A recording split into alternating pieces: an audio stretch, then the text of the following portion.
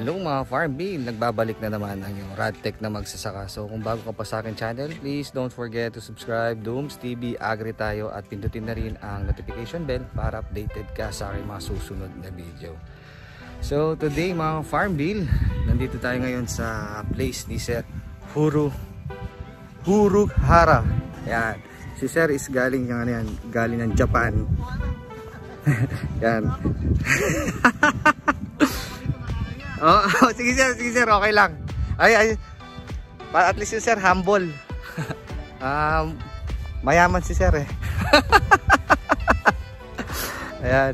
So nandito tayo gusto kong share sa inyo guys yung pakita sa inyo yung mga full blood na US line na kambing niya. So hindi pa rin kasi tayo nakakita ng mga kambing na ganun.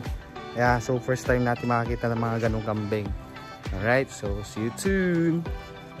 So ayan guys, nandito na tayo sa goat house ni Sir. Sir, paano ba pronounce yung name mo sa Japan? Furuhara. Furuhara. Sama talagang tawag nila sa akin. Si Sir, ayun. Si Sir kasi ayaw kasi magpakita. So ito guys, first time natin na makakita ng mga full-blooded na mga kambing.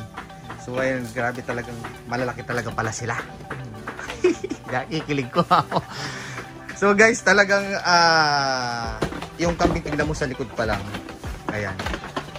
So ganyan sila kalaki yung mga full blood. So ayan. Eto, grabe to. Grabe. So nasa timbang to, mga estimate ko nasa 70 to 80.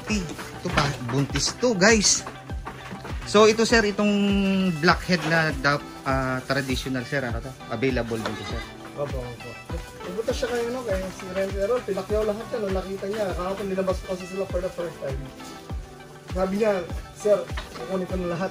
My goodness! Diyos ko Lord! First time ko pinakita na magkasama-sama sila. Yun nga, sabi niya, uwi ako sa 22, kukunin ko na lahat. So guys, ito first time natin nakakita ng full-blooded na talagang solid na full-blood na talagang legit na full-blood na bower na blackhead. Sobrang laki talaga, grabe. Tatay niya black, tapos si nanay niya traditional na Australian. Australian. Tatay niya US na import na nanay, Australian import. Sir, pwede bang magbigay tayo ng price kung magkano to para at least malaman ang ganyan, sa yung regular price talaga niyan, hindi mo 100,000 din yung quality. Yes, correct. Opo. So ito guys kay Sir, ito yung sabi niya talaga, actually ang presyo talaga nito, hindi lang talaga 100 plus 100,000 plus guys.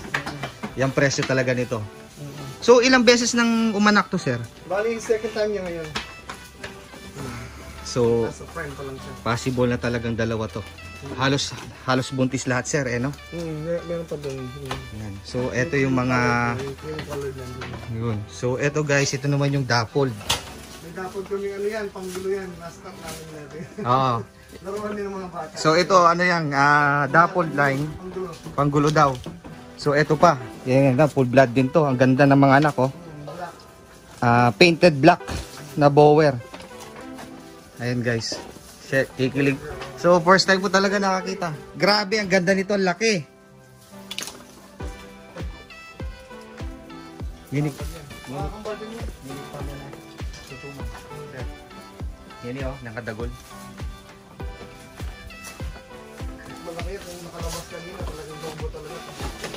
So ayan guys, ito yan yung tinatawag nilang red bower kalahari na yun sir, may anak na po.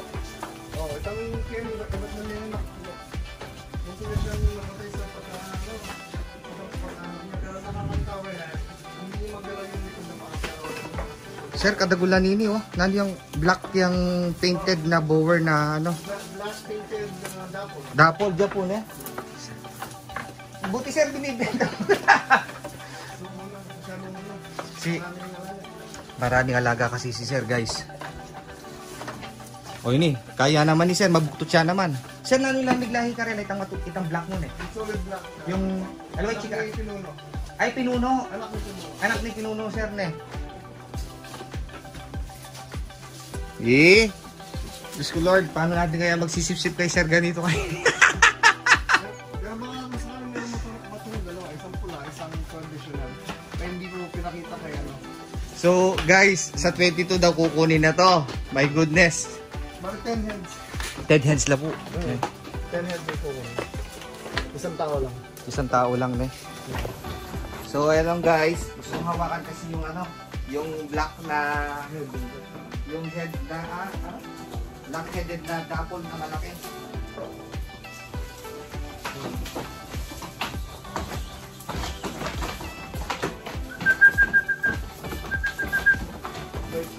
So, grabe guys.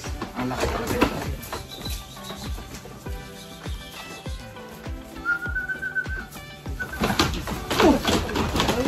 Dahil kayo dito. Malakas. Halita lang kayo sana. Hawakan ko sana guys. Ano para maano natin na buntis talaga siya. Yun na lang. Pero ito possible lang talagang buntis. Inisan possible na buntis na naman sila. Buntis talaga sila. Yun lang, yun mabait yun ako. Malakas siya guys. Hindi natin kaya. Natakot ako. Hindi siya kamukha ng native na sinasalakayan ko. Pag sinasakay ko, kayang-kaya. Binuhat niya ako, natakot ako, baka masugo yung bulldit ko dun.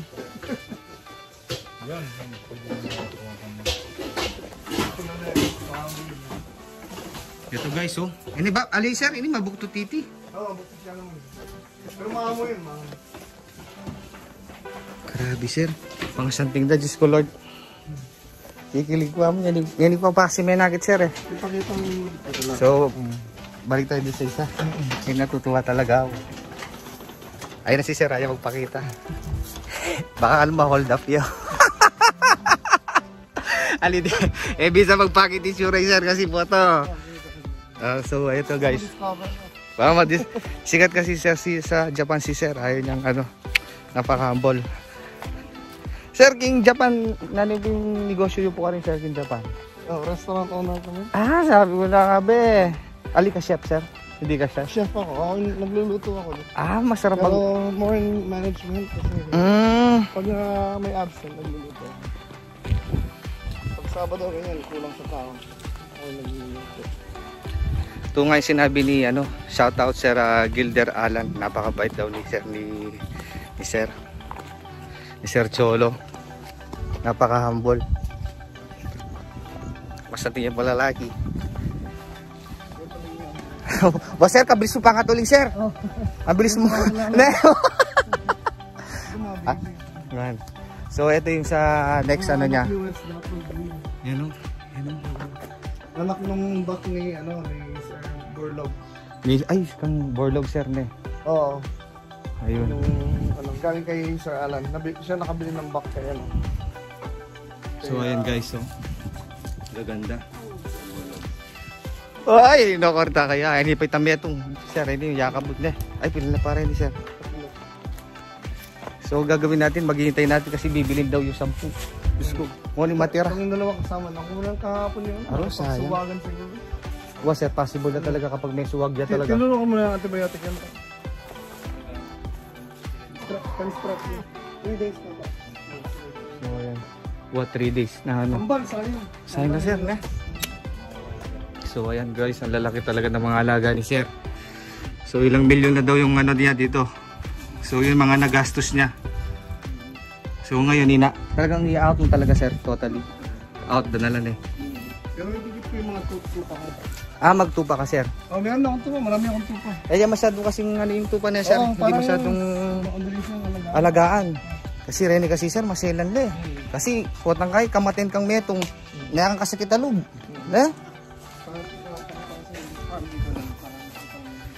Aluwang ng farm. Sir, ilang hektarya ito? 6 lang. So, 6 lang daw guys. 6 So, si sir, ang negosyo ito pala, hindi natin sabihin. Secret lang. So, yung farm niya is almost 6 hectares daw. Tapos, meron siyang halos mga manok. So, tupa, baboy. My God. Dami sir Game foul, marami. Yan, game foul. Pero si sir hindi pala siya sa bungero. Inano natin si sir. Breeder talaga ako. So, ang testing lang paminsan-minsan. yan. Kahit sa mga manok nito, madami laki ng gastos ni sir. Yes, sir. Magtatayo kami ngayon ng 200 TPs dito. Ah. Nakatayo ng 100. Buwan sir. So, ayan. Darating yung 100. Awa din yung mga tipi ni sir. Oh. Ayan guys. Ano doon sa mga manggahan? Sa manggahan yung mga manok. Sir, yung mga manok nun, magkakano silang inaano? Baka by... Pinakamurang babae, yung mga babae, ganyan, 7,000. Yan guys, ayan oh. Yan. So, pinakamura ha, pinakamura. So, sir, saan sila galing, sir? US din yung mga parents nila. Mga imports din, yung mga material. So, talaga yung mga ano ni sir talaga, yung mga manok niya talaga is import from US. So, ayan guys, no? Ang gaganda ng mga manok guys na... Mga baby stags pa, mga totoy pa, hindi pa naglalaban. Hindi mo makikita ngayon dito sa ano guys. Baka matatalo na si ano niyan. Si... Talagang sisigat niyan dito si sir sa ano. Ayan guys, ang luwang. Nandun pa yan. Kaliwalas na gawin. Ay, ganyan sir. Ilan ang milyon niya sa linis sir.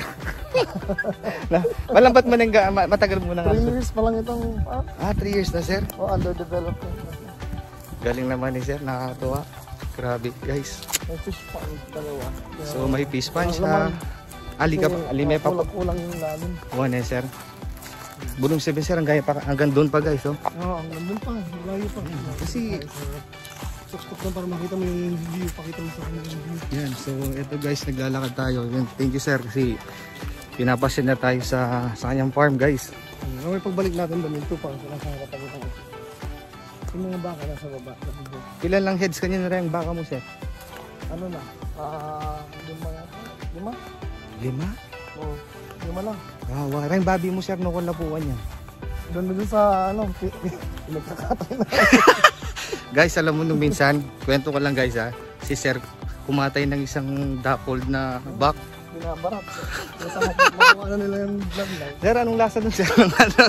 Hindi ako masarapan kasi nangihinahin ako. Diyos ko, 100,000 nito guys. Eee! Marami na kasi sila kaya... Tsaka marami naghahabol doon, binabarat kaya napikon ako. Sabi ko, kung babaratin lang tapos sila lang yung kikita. Wapin. Wapin sir. Kami lang panghihirap, sila yung nagpapakasarap. Kasi marami kasi guys, hindi naman natin ano guys, kasi marami pong mga buy and sell. So bibili nilang mura, lalo kay sir. Tapos okay lang naman maging buy and sell, basta wag lang naman yan, tama. Naman pala. Grabe. Baka lokohin natin si sir, bulatsin natin, may tamong kapurit. sa ano niya, doon sa 6 hectares niya ng lupa. Grabe, lumaw. Grabe guys. So ayan guys, from there. Kasi actually wala pa mataas sa 1 hectare guys eh. So nalalakad natin. 1.5 hectare pero meron pang 5 hectare sa likod. Sa likod ka. Sir, bilan niya bilyon sa likod mo. Ay, yung reveal kung mag ilang bilyon na. Bundok to guys. Grabe, bundok. Gaya si Sir. Fresh na bundok to. Basal. Basal yan eh, Sir. Talaga. Ayun si Sir. Ati katapakan yung banda kayo Sir ne. Karoon pa dyan. Pero malalim dyan. Malalim pa dyan. Papunta pa siya doon. Doon sa mga puno doon. Sa mga kasya doon. Nung develop na yung mga pinili Sir, kadakan mo pwedeng kayo hindi pwede. Ito, pinapadaan ko yung mga kapitbahay kasi wala silang daan. Dati kasi ito yung daan. Nabili yung property. Medyo nasaraduhan sila yung daan. Pero kumbaga pagbigyan mo na Sir. Grabe guys oh. From there daw. Bababa pa ng gano'n. Tapos bababa ka pa. Yan. Tapos yung sa likod ng mga puno naman, yung punong akasya doon na malaki. Tapos doon pa sa kawayan. Doon pa rin. Malalim pa yan. Lamay Sir ne. Tapos may bangin sa gilid. Yep, and then ito yung mga kasi sa mga kapangpangan nitang mayaman ka po na kaya di ka kakaya. Kasimple mo tao guys. Hindi ko kasi maano sa Tagalog yan eh. Ito nga sinasabi ni Sir Alan. Napaka-humble ni Sir. Kasama mo si Sir Alan na ano no? Nagmaling siya kami Sir. Pigi daw ako Sir. Kaya maswelo ko mo rin Sir. Magana kayo na Sir. Magana kay boss ni Sir Alan. So ayan guys, yan pabalik na tayo. Ayan no. Grabe. Sir, matagal ka na sa Japan? Going to see ko. Grabe. Kami yung misis ko. Ba sir? 20 years na siya. Ah, 22 Japan. years na siya. Hindi ko siya nakilala. So, Mamasyal lang ako. Oh, di ba? Si sir guys, ano siya? Ako laking US ako. Ah, okay. Ali ka US Navy sir? Hindi ko. Ah, okay. Pero lumaki ako sa US. Doon ako nag-aaral, nag-graduate. Ako eh. Talagang kay sir talaga no, yung ano talaga business negosyo talaga sir eh no. Pero ito parang hindi naman parang negosyo pa. More like libangan pampatanggal. Wala, nababala ko yung stress. Pagod, oo, kasi unang-una hindi naman ako nagsusugal talaga. Sir. Tapos yung pangbenta ko, sakto lang naman yung Pang-maintenance, presyo, no? Sir, sa pang-maintenance ka rin sa mga pambayad sa mga tao. tao. Kasi marami akong mga tao. Kasi guys, marami siyang ilang heads yung mga manok ni sir. Tapos mga US import yung mga manok ni sir. So, yung importation nito ang mahal. Tapos yung, siyempre, yung mga vitamins nito kasi sobrang mahal din guys. Hindi naman basta-basta yan. Natin, tumaas na almost 400. Well, sir, ne? Almost 400, 500 pesos yata yung tinaas. Grabe. Thank you. Kaya pati, syempre, presyo ng mga manok niyan, kasama doon. Tumas lang mo rin, sir, ne? Pero nagkakaroon ka na rin ng buyer, sir. Marami akong buyer, kulang nga yung supply. Ay, ka? Oo. So, Kaiser, ne? Wala ka pang place na para sa mga pang-breed mo ng mga manok, sir, eh, ne? Oh, ginagawa namin ng mga flock mating dun sa harap. Ayun, yung Dati mga... single mating lang sa likod. Yun yung mga pen sa likod ng bahay nila. Para kasi talaga ngayon si sir talaga nasa para nag-i-start pa lang siya talaga. kasi bago pa lang itong farm. Guys, ano natin siya kung binigyan tayo ng mga opportunity pa na ano para i-share natin sa inyo. Yung ano, yung buhay ni sir medyo ngayon like yung yung Facebook ng farm, yes. Solo Game Farm. Solo Game Farm guys ha. Yan, so makikita niyo talaga doon. Ang gaganda ng mga manok guys. Talagang pricey. Kasi hindi naman tayo nagsasabong. Kahit babae, tinatali ko. Yeah. Para ayan, no? solo nila yung mga pagkain. Sir, ano yung mga itlog mong pina-import yan, sir? Tapos, hindi, mga manok na. talaga mag-iana na sir. So talagang buhay na pala na in-import kaya talagang pricey talaga. So usually sir, kapag nag-i-import ka ng mga ilang piraso sir? Depende kasi, hindi naman yearly kasi. Every time na papasok ko lang ng bagong dugo, ganyan. Mga 2 to 3 years. Every 2 to 3 years lang. Ano sir, meron bang may contact ka dun sa US gano'n? Yung mga sikat na breeder dyan.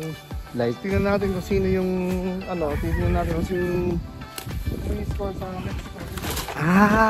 So ibig sabihin sir, talagang pricey rin talaga yung mga nila. Yung presyo na talaga. Oo. 50,000 yun yung isang manok. 50,000 pesos na sir. Oo. Nung i-convert mo na sa Philippine peso, isang manok guys ha. So iba pa pala yung kambing, tapos iba pala yung mga manok. Pero nakabili na ako ng manok sa Lima, Peru, South America. Opo. 135,000 yung isa. Isang manok sir? Lalaki o babae? Lalaki, kahit Lalaki. babae pa rin. Ay ganun? 1,350 yung dollars pamasahe. na? Ay. Tapos yung manok $1,000 tsaka ibang cost. Kaya umaabot ng almost 135 na Isang manok guys ha. isang manok. No, Lima, Peru, South America. no kornya kanya ta sir. Nasaan na yung manok? Nandun sa kabilang farm sa Magala. Sa Ayala. Sabi ko na nga ba eh. Secret na millionaire siya. Ayan. So ayan, at least nakapasyal tayo. So mamaya. So ayan guys. Tupang, hindi pa develop yung nila.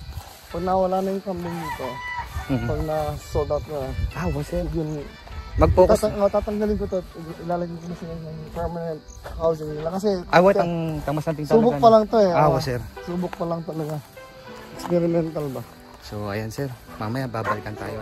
Ng farm talaga. So ito naman, ang gagawin daw ni sir is magpo-focus sa mga imported dyan na marinin niya sir. Meron mga dorper dyan. Mga, yan, yung mga bata po. Ito yung mga ano rin, mga tupa.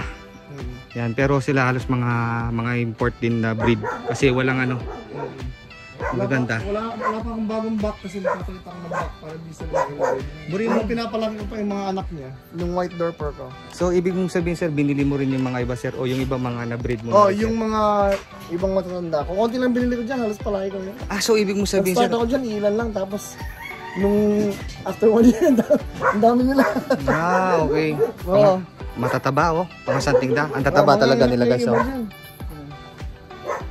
Pero nagbebenta ka rin sa mga tupa mo, sir? Sa ngayon, hindi. Ah, so... Pero yung mga kaibigan ko, pag gusto mag-umpisa, tinutulungan ko. Buwan eh. Hindi talaga ako nagano sa public. Kasi ang tupa kasi yan guys, ang tawag sa Middle East yun, yung ano, yung tinatawag ng lamb, sir, lamb. Masarap kasi yan. Masarap. Wala siyang kaanggo-anggo. Yes.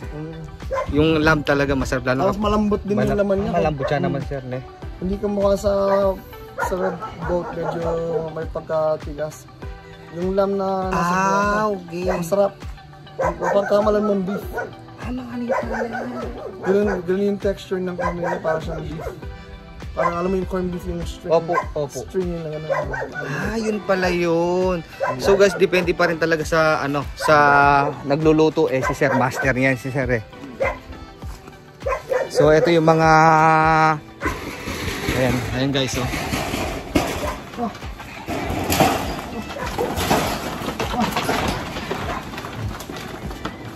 Halos guys, ang bibilog nila. Ano siya, bari parang nasa pre-range sila, sir? Para pre-range talaga. Napakatibay yung tupa. Mas matibay din kayo, sir. Kaya hinanahan ako ng mag-focus sa tupa kasi ayun. Almost maintenance free sila. Purga lang after ng anak at saka bago mo ipasampaw ulit. Yun lang, purga lang. Pero tas hindi siya masyadong costly sa kamukha ng kambing, sir. Wala man feeds yan. Dati binibigyan ko ng darak pero pinastop ko kasi pinaglalaroan lang nila. Pero still, sila? Binilugin ko kaya sabi ko, bilog naman pa kahit walang darak. Masanting na, sir, ang tataba lahat, ang lulusog guys, ang lulusog. Marami mga baby natin. Mga baby pa lang. Yun pala yun. So ngayon ko na-appreciate guys, yung lasa pala daw ng tupa, sir. Sir, pwede pa parang beef. So parang beef. Beef. Oo, texture niya, yung texture. Ayun pala yun guys. Alita pa kasi may ng tupa. Kaya ito. Kung napaaga kayo, nagtatayo kami. Wala na akong kakatayin, babae na yun. Alip mo na sir, marami pang time siguro every year kapag dumating ka, di kasi babay tayo. Really akong umuwi. Kapag dumating ulit si sir, tapos kapag meron siyang natin to, kapag hingi tayo ulit ng permiso kay sir na magbibisit tayo ulit sa kanya farm. Tapos na yung mga breeding pen, pakita mo sa kanya yung mga breeding pens ng mga game found ni sir. So ayan, at least nakapasyal tayo guys at nakita na natin yung location ni sir. Under development talaga pero marami ng pero sir, gastos. Oo nga sir, ilan na yung pwede bang ibulong mo sa akin sir? Kasi talaga na isang taon na pinagtrabaho ipon. Ipon yan. isang buwan lang nagastos. Alimala. Talaga sir? Wait, totoo nga sir talaga. Dami kong mga tao dito. Ilan yung mga 15 kami dito ngayon. 15. Sir, bali dito ka na muna nag-stay niya sir? Dito ako. Hindi mo ako nabalabas. Basta pag umuwi ako ng Pinas, dito lang ako. Development. Yung pamigpagawang mansyon ni sir po. Tangakita niya kayo mansyon ni sir. Sir? Bahay ko lang sa ayos.